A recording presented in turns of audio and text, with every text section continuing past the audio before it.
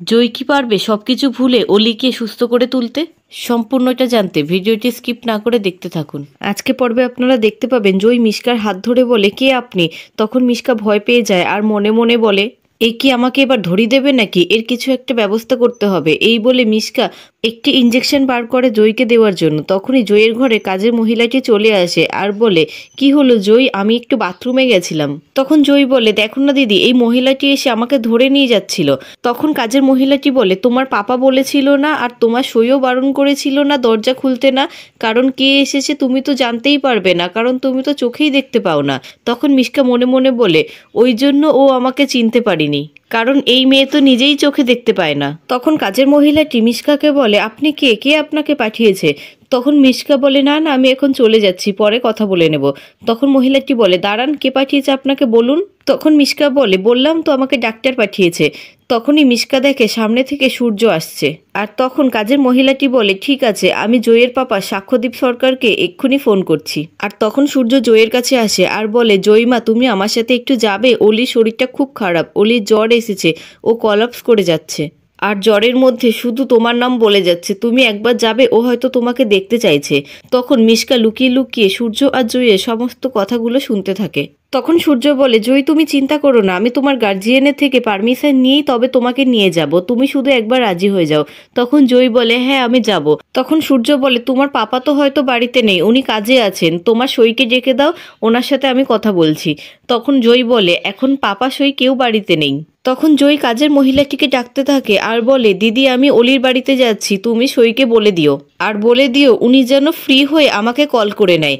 এই বলে জয় সূর্যর সাথে সেখান থেকে চলে যায়। তখন কাজের মহিলাটি মনে মনে বলে, ওই মহিলাটি হয়তো ডক্টর সেনগুপ্তর সাথেই এসেছিল, অলির শরীর খারাপ তো তাই হয়তো জয় বেবিকে নিয়ে যেতে এসেছিল। আমি সাক্ষ্য স্যারকে ফোন করে সবটা আবার জানিয়ে দিই। অন্যদিকে মিশকা মনে মনে বলে, এই মেয়েকে প্রথমে আমার একে দেখে রূপা মনে হয়েছিল, কিসের যোগ সূর্যের সাথে? এই মেয়েটার নাম তো জয়, ওর বাবার নাম সাক্ষ্য, তাও আমাকে জানতে হবে সূর্যর সাথে এই মেয়েটার কিসের এত টান। অন্যদিকে সাক্ষ্যদেব ফোনের মধ্যে রেগে গিয়ে বলে, আপনার এত সাহস কি করে হয় আমার মেয়েকে ছেড়ে দেওয়ার? কি বললেন? ডক্টর সেনগুপ্ত এসেছিল? আমি জয়ের পাপা, আমি ডিসাইড করব জয় কোথায় যাবে না যাবে, ডক্টর সেনগুপ্ত নয়। আর কি বললে অলির শরীর খারাপ? অলির শরীর খারাপ তো আমি কি করব? তখন দীপা বলে, কি বললেন? অলির শরীর খারাপ? এই বলে দীপা সেখান থেকে ছুটে বেরিয়ে যায়। আর তখন দীপার পিছন পিছন সাক্ষ্যদীপও বেরিয়ে যায়। তারপর সাক্ষ্যদীপ ছুটে ছুটে দীপার কাছে যায় আর বলে, আপনি ওখানে যাবেন না, আমার মেয়ে জয় ওখানে আছে, আপনি জয়ের সামনে যাবেন না, ও খুব সেন্সিটিভ। তখন দীপা বলে, আমার মেয়ে অসুস্থ, আপনি কি করে বলছেন আমি ওর কাছে যাব না? আমার মেয়ে অসুস্থ, আমাকে তো যেতেই হবে ওর কাছে। তখন সাক্ষ্যদীপ বলে, আপনার মেয়ে তো আপনাকে মা হিসাবে মানেই না। দেখুন, কথাটা খারাপ লাগলেও কথাটা তো সত্যি, আপনাকে ওখানে দেখলে অলি যাতাভাবে অপমান করবে, আর আমার মেয়ে কোনোদিনও এইসব কথাগুলো শোনেনি, ও খুব সেন্সিটিভ মেয়ে, ওর আঘাত লাগবে।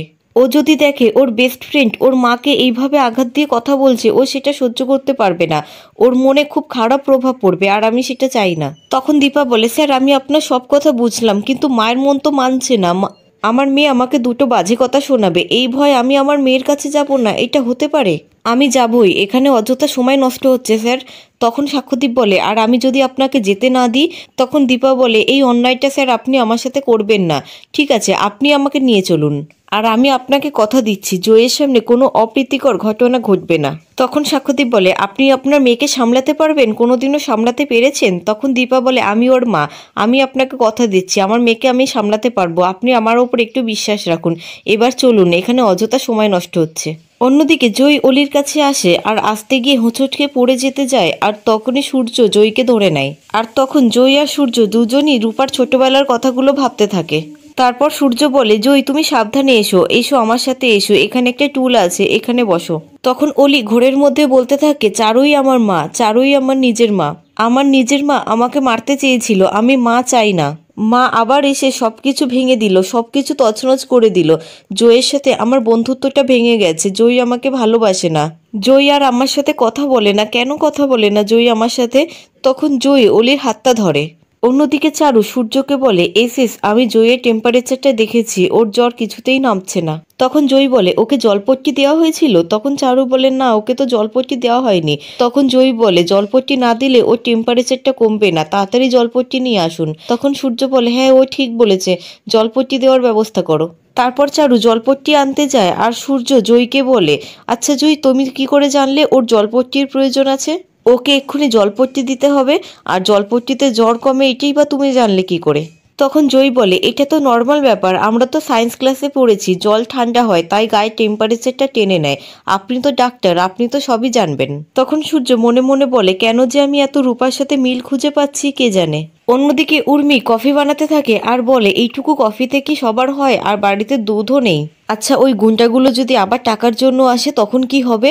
আর জয় কি সবকিছু সামলাতে পারবে? জয় যে কিসের সাথে ইনভলভ হলো। তখন কাকিয়া এসে উর্মিকে বলে, কি হলো উর্মি, কফি হলো?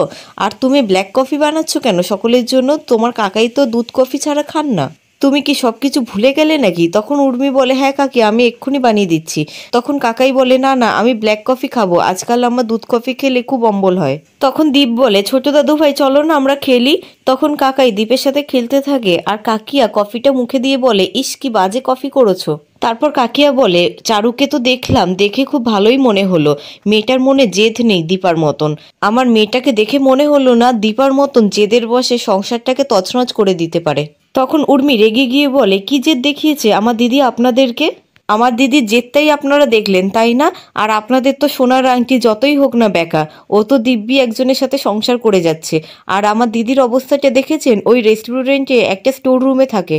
তখন কাকিয়া বলে, দেখলাম তো ও তো দিব্যি ভালো আছে ওর বসকে নিয়ে। তখন উর্মি রেগে গিয়ে বলে, আমার দিদি চরিত্র নিয়ে একদম বাজে কথা বলবেন না। আপনার ছেলেদের দোষ ঢাকার জন্য আমার দিদির ওপর আপনারা দোষারোপ করবেন না। আপনাদের ছেলের বড়াই করতে হয় আপনারাও করুন, কিন্তু আমার দিদি চরিত্র নিয়ে একটাও কথা বলবেন না। তখন কাকিয়া রেগে গিয়ে বলে, উর্মি তুমি আমার সাথে এইভাবে কথা বলছো? আর তখনই দীপ খেলতে গিয়ে দীপের বল এসে কাকিয়ার মাথায় লাগে। অন্যদিকে সূর্য জয়ীকে বলে, আসলে অলি ছোটবেলায় অলির মা ওকে জলপট্টি দিয়ে জ্বর কমাতো। তখন অলি ঘোরের মধ্যে বলতে থাকে, আমার মা আমাকে মেরে ফেলবে, জয়ী আমার সাথে কথা বলে না কেন? বাবা তুমি চারুকে বিয়ে করো, চারুই আমার মা, চারুই আমার মা। তখন জয়ী সূর্যকে বলে, ও এসব কথাগুলো কেন বলছে? তখন সূর্য বলে, আসলে ওর সবার ওপরে খুব রাগ আছে, আর জ্বর হয়েছে তো আর রাগ আছে, ওই জন্যই ঘোরের মধ্যে এইসব কথাগুলো বলছে। তখন জয় মনে মনে বলে, মা তো আমাদেরকে বাঁচাতে গিয়ে নিজেই হাতটা ছেড়ে দিল, মা তো মরে গেল, আর ও কার কথা বলছে? কে ওকে মারতে চায়? ও কি সব বানিয়ে বানিয়ে বলছে? বানিয়ে বানিয়ে যদি বলবে তাহলে ঘোরের মধ্যে এরকম করছে কেন? ও কি কল্পনা করে নিয়েছে আমাদের মা ওকে মারতে চাইতে পারে? তখনই সেখানে ডাক্তার আসে আর সূর্যকে বলে, ডক্টর সেনগুপ্ত এখন কি খবর? তখন সূর্য বলে, সরি আপনাকে এমার্জেন্সি কল করে আনা হলো, ওর টেম্পারেচারটা মাপা হয়েছে আর ওকে তো জলপট্টি দেওয়াই হচ্ছে। তখন ডাক্তার বলে, জলপট্টি দেওয়া হচ্ছে সেটা খুব ভালো কথা, দেখি টেম্পারেচারটা নামে কিনা, নয়তো স্যালাইন দিতে হবে। তখন জয় মনে মনে বলে, এখন যদি মা থাকতো তাহলে হিংসুকুটির জ্বর মা এক্ষুনি ঠিক করে দিত। তখন সূর্য বলে, চারু তুমি জয়কে একটু ওইদিকে নিয়ে গিয়ে বসাও, ডাক্তার অলিকে চেক আপ করে নিক। তখন চারু জয়ীকে নিয়ে গিয়ে সোফায় বসিয়ে দেয় আর ডাক্তার অলি চেক আপ করতে থাকে আর বলে, ডক্টর সেনগুপ্ত ওকে একটা ইঞ্জেকশন দিতে হবে, ওর খুব স্ট্রেস গেছে, ও খুব সেন্সিটিভ মেয়ে, তাই ওকে একটু ঘুমাতে দিতে হবে, ও যতক্ষণ ঘুমাবে ততক্ষণ ভালো, আমি একটা ঘুমের ইঞ্জেকশন দিয়ে দিচ্ছি। অন্যদিকে জয় নিজে নিজে বলতে থাকে, হিংসুকুটি ভালো নেই কেন? ওর জন্য তো আমার জীবনটা তছনছ হয়ে গেল। আমিও তো ভালো নেই, কিন্তু আমি তো ওর মতন করছি না। সোনার সাথে তো বাবা আছে, ও যাকে মা বলে ডাকে সে আছে, ওর সাথে তো কেউ কোনো অন্যায় করেনি। রূপার সাথে যেই অন্যায়টা হয়েছে সবাই রূপার সাথে যেই অন্যায়টা করেছে, সোনার সাথে তো সবাই সেই অন্যায়টা করেনি, তাহলে ও খারাপ আছে কেন? ও ভালো নেই কেন? মা আমাদেরকে বাঁচাতে গিয়ে আমাদের চোখের সামনে নিজেই মরে গেল, তাহলে ও এটা বলে কি করে যে মা ওকে মারতে চেয়েছিল? ওর মনে এই ভুল ধারণাটা এলো কি করে? নাকি ছোট্ট সোনাকে ভোলানোর জন্য ওর মনে কেউ এই ভুল ধারণাটা ঢুকিয়ে দিয়েছিল, আর সেই ছোট্ট সোনা ওইটাকেই সত্যি ভেবে ওর মনের ভেতরে ঢুকিয়ে নিয়েছিল? আমি কি তোমার উপরে রাগ করতে পারি হিংসুকুটি? ছোটবেলায় তোমার জন্য আমি সবকিছু হারিয়েছি, ছোটবেলা থেকে পাপা আর সইয়ের কাছে আমি বড় হয়েছি, ওনারা আমার কোনো অভাব রাখেনি। আর তুমিও তো বাবার কাছে বড় হয়েছো, তুমি যাকে মা বলে ডাকো তার কাছে বড় হয়েছো, ওনারাও তো তোমার কোনো অভাব রাখেনি। তোমার থেকে তো বেশি কষ্ট ছোটবেলা থেকে আমি পেয়েছি, তাহলে তুমি এত খারাপ আছো কেন? তোমার জীবনটা এরকম এলোমেলো হয়ে গেল কেন? আমি চাই তোমার উপরে রাগ করতে, তোমার উপরে রাগ করে এইসব কথাগুলো বলতে। তোমার জন্য আমার আর মার জীবনটা তছনছ হয়ে গেল। কিন্তু আগে তুমি সুস্থ হও। অসুস্থ মানুষের সাথে কি করে আমি ঝগড়া করব? কি করে তোমার উপরে এখন রাগ দেখাবো? মা বলতো একটা মানুষকে ঝগড়া করতে হলে আরেকটা মানুষকেও ঝগড়া করতে হবে। আর তুমি তো এখন অসুস্থ, তুমি আমার সাথে এখন ঝগড়া করবে কি করে? আমি জানবো কি করে তোমার জীবনটা এরকম এলোমেলো কি করে হয়ে গেল? তুমি তো এখন অসুস্থ।